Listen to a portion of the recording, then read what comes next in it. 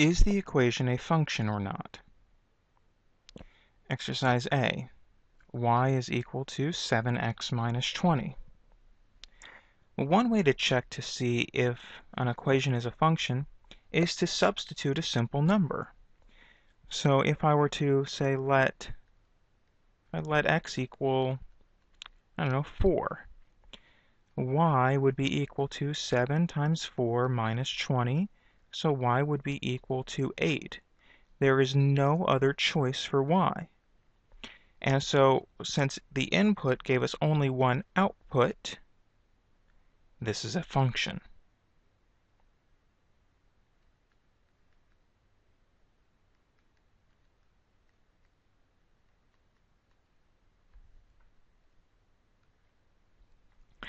Part B, is the equation a function or not? We're given y squared is equal to 4x squared plus 16. Well, let's try a similar idea.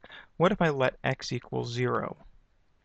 If I let x equal 0, then I'd have y squared is equal to 4 by 0 squared plus 16. And so then y squared would equal 16. Now, that means what number, if we think of it, algebraically, what number squared is 16? That means that y can equal positive 4 or negative 4. Because 4 times 4 is 16, and negative 4 times negative 4 is 16. So the input of 0 gave me more than one output. It gave me positive or negative 4. So this is not a function.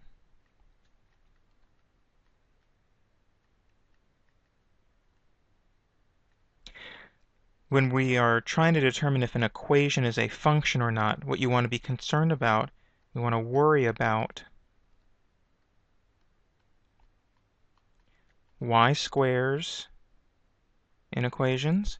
We want to worry about plus or minuses in an equation.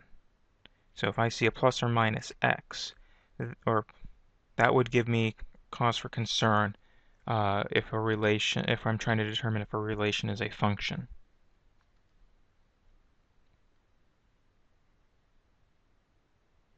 Does the graph represent a function? And so here we see a graph.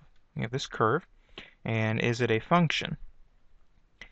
Well, remember, an input can only have one output. So if I were to take a vertical line and pass it over the curve, so there's roughly a vertical line. Notice that it covers more than one point. Remember, we tend to think of our x as the input and our y as the output. So what I can see here is this is not a function.